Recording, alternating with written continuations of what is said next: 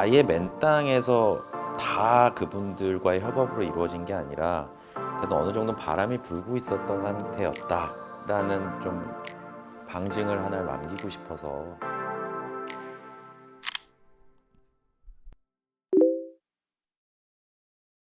누군가 저한테 너의 롱런의 비결은 뭐니? 그러면 저는 주제 파악을 잘해서요라고 대답을 하거든요.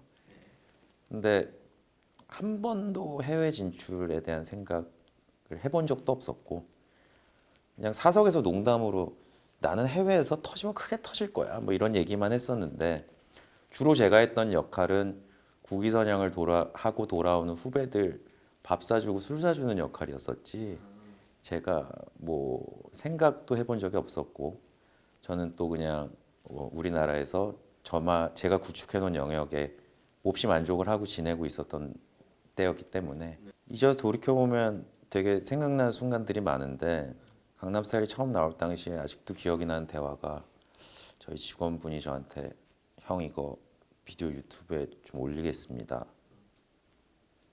그게 뭔데? 거기 왜 올리는 건데? 해외 팬들이 요새는 들어와서 되게 많이 본다.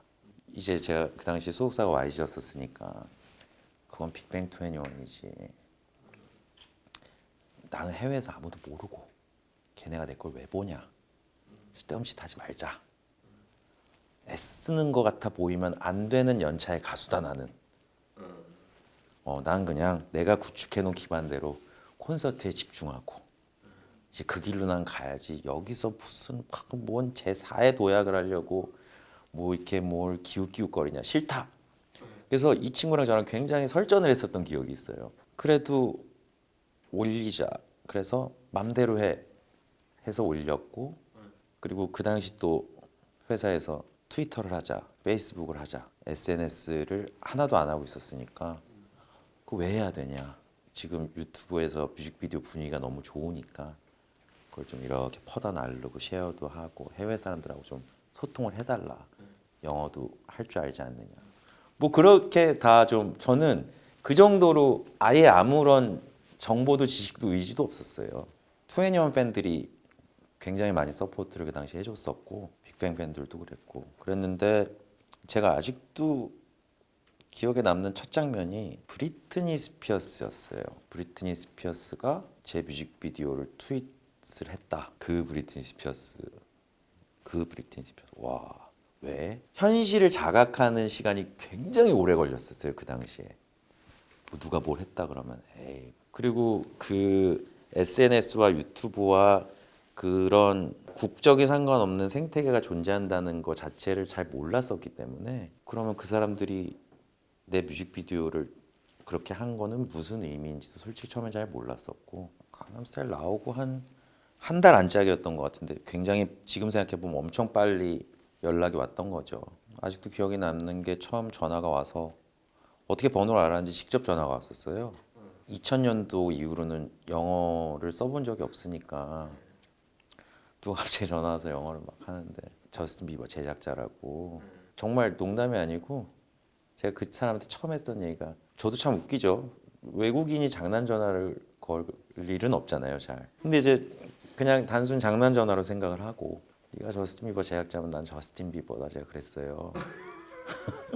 자기를 구글 검색을 하고 자기 얼굴을 확인을 한 다음에 자기가 그럼 페이스타임으로 걸겠다. 그래서 검색을 해서 보고 페이스타임을 하는데 진짜 그 사람인 거예요. 무슨 일이냐 그랬더니 처음에는 가창자로 연락이 온 게 아니라 강남스타일 저작권을 가지고 있는 곡자를 컨택하려다 저에게 왔던 거예요. 그래서 그 노래를 리믹스를 하고 싶어서 이 판권을 사고 싶다고 연락이 왔었던 거였어요. 막 얘기를 하다가 너 그럼 이 노래 부르는 사람도 알고 있냐 그래서 내가 걔다.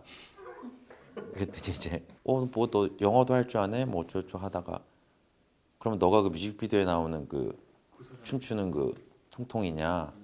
내가 그 통통이다. 그러면 너는 이 곡도 네가 썼고 그 비디오에 나오는 사람도 너고 영어도 할 줄 아냐? 잠깐 혹시 와볼래? 이렇게 된 거죠. 얼굴 좀 보자. 갔어요. 겸사겸사.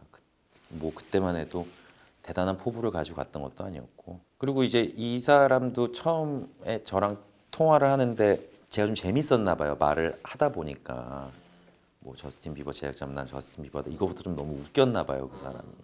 그리고 말을 하는데 제가 영어도 한국말하고 비슷하게 하거든요. 그러니까 한다는 게 이렇게 툭툭툭 이렇게 좀 던지는 편이니까 이 영어도 그냥 하는 사람이 있고 좀 웃기게 하는 사람이 있거든요. 한국말처럼. 영어를 또 웃기게도 하고 어쩌고저쩌고 하니까 모르겠어요. 그냥 저한테 곡을 사던 뭐 아니면 제가 뭐 자기가 봤을 때 해외에서도 연예인으로서 가치가 있는지를 보고 싶었는지 어쨌는지 모르겠지만 겸사겸사 보자 그랬던 것 같고 저도 겸사겸사 가봤던 거죠. 그러니까 이대로 가면 1억 뷰는 찍겠는데 계약을 미리 해버리면은 그분들이 본인들 때문에 1억 뷰가 됐다고 말씀하실까 봐. 그러니까 어차피 미국에서 뭔가 한번 트라이를 해보려면 당연히 그분들 손을 타야 하지만 그래도 아예 맨 땅에서 다 그분들과의 협업으로 이루어진 게 아니라 그래도 어느 정도 바람이 불고 있었던 상태였다라는 좀 방증을 하나를 남기고 싶어서 그래서 1억 뷰가 될 때까지 조금 계약을 차일피일 미뤘었죠. 그러니까 지금 와서 돌이켜보면 지금 강남스타일이 현재 시점으로 38억 뷰인데 그때는 1억 뷰가 되면은 그게 다일 줄 알았었기 때문에 그런 숫자 자체가 이미 막 그때 뭐 4천만 뷰, 5천만 뷰 갈 때만 해도 너무너무 비현실적인 숫자였기 때문에 그때 동료들하고 제일 많이 했던 것 같아요. 5천만 뷰? 야, 우리나라 5천만인데 이 얘기를 되게 많이 했었거든요. 입버릇처럼. 근데 이대로 가면 1억 뷰를 곧 찍는다고 하니 그러면 1억 뷰를 넘긴 상태에서 그걸로 인해서 뭐 바뀌는 건 아무것도 없지만 그래도 어떤 그런 헤게모니적인 우위를 점하기 입장에서 네. 또 그때가 이미 8년 전이기 때문에 현재하고는 조금 상황이 다를 수는 있습니다만 그 당시를 생각해 보면 정말 중요한 프로그램들, 메인 프로그램들 그리고 상징적인 프로그램들 출연을 시킨 게 컸죠. 음악이 혼자서 바이럴 탄 것도 있었고 물론 뮤직비디오가 제일 셌었던 것 같지만 중반부부터는 현지 프로모션이 굉장히 같이 동반이 잘 되었었고 정말 아무리 생각해도 이 모든 게 너무 급박하게 돌아갔던 이게 다 한두 달 상간의 일이었었기 때문에 만약에 뭐 혼자 하고 있었거나 이랬으면은 이런 일들이 다 아마 원활히 처리가 안 됐을 거예요. 그러니까 그 당시 제가 YG라는 회사에 있었고 야 이거는 다 달라붙자 그래가지고 확 붙어가지고 막 한 번 갈 때마다 정말 많이 다녔었거든요. 그렇지 않으면은 한 달, 두 달 상간에 너무나 많은 일들과 너무나 많은 변화들이 있었기 때문에 처음 미국 갔다가 계약했다. 국내 보도가 나가고 그리고 그때 그 계약을 할 즈음에 이미 1억 뷰가 넘어 있었고 또 해외에서도 음원 순위가 쭉쭉 올라가고 있었던 상황이었으니까 그때 이제 처음 갔을 때는 길게 갈 플랜이 아니었었기 때문에 겸사겸사 이제 짐을 좀 본격적으로 싸러 한국에 다시 돌아왔던 날이 기억이 나는데 올림픽 메달 딴 사람처럼 정말 저는 평생 이 직업을 하면서 기자분들의 그렇게 환하고 밝은 표정을 처음 봤어요. 정말 기특해하면서 찍어주시더라고요. 정말 아침 새벽 6시 도착이었었는데 정말 많이 나오셔가지고 그게 다 한두 달 상간의 변화였죠. 되게 저도 그 지점이 되게 좀 중요한 지점이었던 것 같은데 근데 그렇다고 그게 한번 그랬기 때문에 매번 그래야 한다는 건 아닌 것 같고 하지만 그 당시에는 이 노래가 이미 구전으로 타고 있었던 상황이었는데 어렵지 않게 드는 생각은 이 강남스타일이라는 노래가 가사가 주는 재미도 분명히 있는데 한국을 제외한 나머지 모든 곳에서는 이 가사가 주는 재미가 배제가 되어 있으니까 이걸 영어로 부를까 말까에 대한 스쿠터 측과 YG와 저와의 굉장히 고민이 있었죠. 이거를 영어로 바꿔서 부르는 버전을 발매를 하느냐 아니냐에 대한 모두가 어렵지 않게 합의를 했던 거는 이거는 이대로가 맞다. 이미 구전이 타 있는 상태이고 또 하나는 외국 사람들이 무슨 뜻인지 모르지만 그 발음을 막 따라하면서 부르고 있는 상황에서 이거를 굳이 이런 느낌이 있었고 미국 프로모션을 하는 사람들도 다 그냥 지금 이대로가 발음이 너무 재밌다. 그래서 그냥 이대로 진행을 하자. 그러니까 그네들이 만약에 좀 강하게 우겼으면 저희가 발매를 했었을 수도 있겠는데 저희는 그러고 싶었는데 현지 상황을 저희는 잘 모르니까 어떤 거 같냐 그랬는데 스쿠터도 한국말로 하는 게 좋을 것 같다. 저희끼리 그 당시 농담으로 그런 얘기 했었어요. 제가 영어로 랩을 하면은 미국에서 랩을 잘하는 순위로 뭐 천등 안에나 들까? 근데 만약에 한국말로 랩을 하면은 미국에서 한국말로 랩을 제일 잘하는 사람이다. 라고 저희끼리 농반진반으로 얘기도 했었죠. 작자로서의 저는 제가 영어를 할 줄 아는 거지. 영어를 진짜 한국말처럼 할 수 있는 건 아니기 때문에 저는 뭐 저도 그렇고 대부분의 이 K-팝이라고 규정이 되는 모든 장르를 쓰는 한국 작사 작곡가분들도 다 마찬가지겠지만 이 한국말만이 가지고 있는 뉘앙스들이 정말 많아요. 노랗다도 있지만 놀이끼리 하다도 있고, 네 누렇다 뭐 애매모호 아사모사 뭐 시꺼머리 죽죽 뭐 이런 거 있잖아요.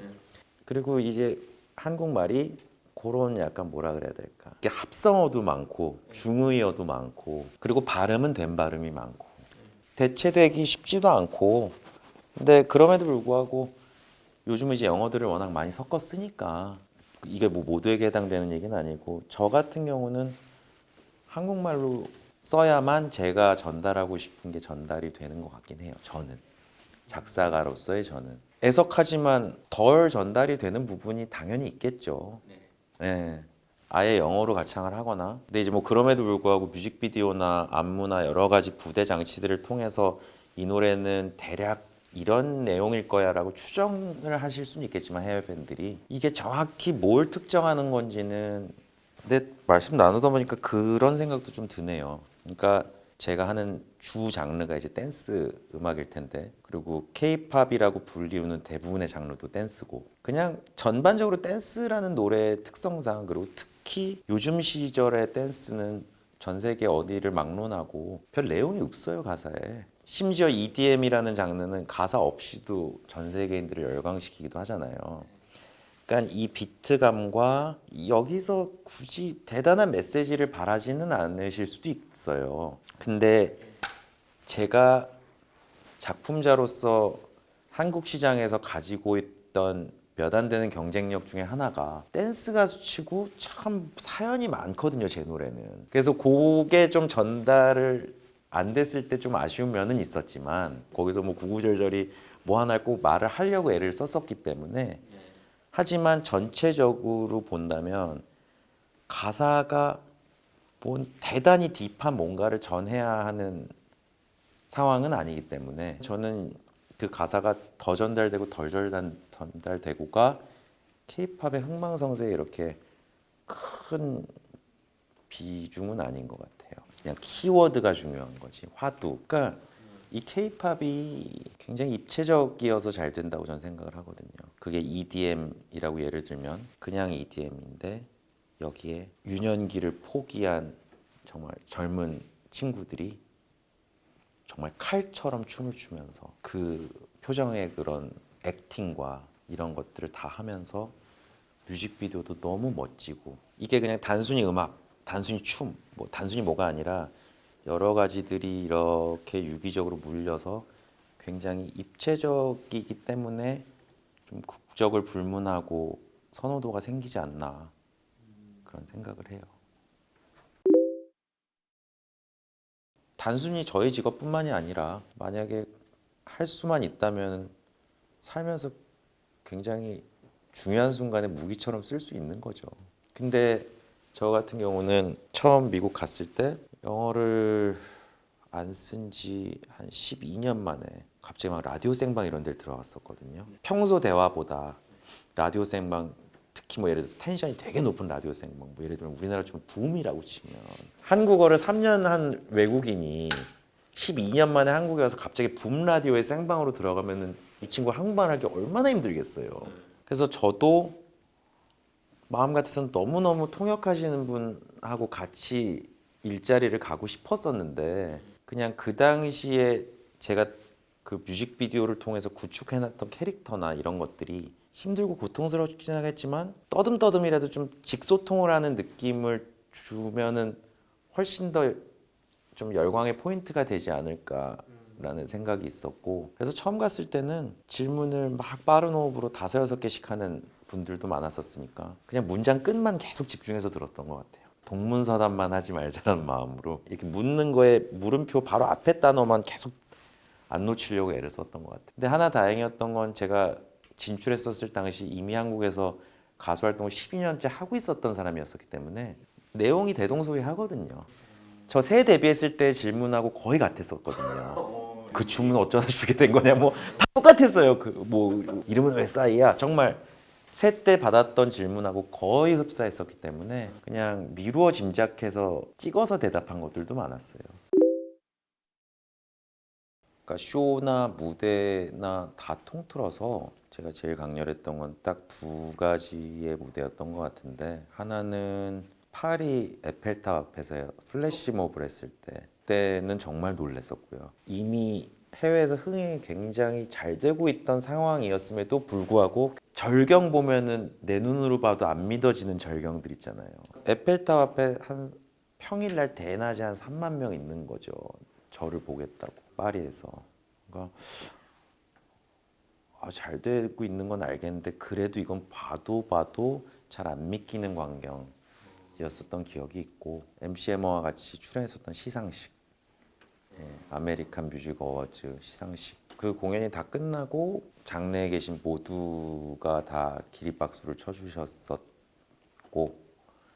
그리고 또 하나 좀 기억에 남았던 거는 미국 음악 산업 관계자들도 우리가 그렇게 잊고 지냈던 해머를 저 외국 친구가 다시 복귀를 시키는구나. 그 당시에 막 의견들도 있었거든요. 미국 시상식에서 엔딩을 한다는 거는 그거 자체로서 굉장히 강렬한 일이었었고, 근데 그럼에도 불구하고 단연 강렬했던 건 그 파리 에펠탑 플래시몹이, 그건 정말 지금 생각해도 너무너무 강렬한 기억이었어요. 제가 현재 스코어 이바지한 가장 큰 부분은 빌보드 순위의 유튜브가 반영되는 변화에 제가 이바지한 바가 있다는 점인 것 같아요. 여기서 되게 재밌는 건 강남스타일 때는 빌보드 순위에 유튜브가 반영이 안 됐었어요. 그리고 2등이었던 거니까 유튜브가 반영이 됐었으면 굉장히 오랜 기간 1등을 했을 거예요, 그 당시에. 그때는 빌보드 집계 방식에 SNS가 없었어요. 그리고 빌보드에서 제가 알기로 그 이듬해에 유튜브가 워낙에 인더스트리에 미치는 영향이 크니 라디오의 일부 포션을 빼고 유튜브를 집계에 넣겠다. 그리고 찾아보시면 나올 텐데 그 발표를 하는 빌보드발 기사의 사진을 저로 썼었어요. 이 케이스를 보니 바이럴이 음악 시장에 미치는 영향이 크므로 유튜브를 일부 포함시키겠다. 왜 그 제 사진을 썼는지 모르겠는데 덕분에 그 당시 미국 라디오에서 저를 엄청 미워했었다는 얘기도 들었었는데, 그러니까 그 후에 젠틀맨부터는 저도 유튜브에 적용을 받았었고, 그래서 젠틀맨이라는 노래는 5등을 할 수 있었던 거고, 한 사람 개인의 인생에 있어서 그 이상의 트로피가 어디 있겠어요. 근데 딱 하나 아쉬운 점을 뽑아라. 만약에 그때 유튜브가 반영이 됐었으면은 완전 다른 상황이었을 거다. 근데 그 아쉬움의 이면에는 뿌듯함도 있는 거죠. 어쨌건 그 집계 방식이 바뀌는 과정에 제가 일조를 했고 그 혜택을 저희 후배들이 보고 있으니까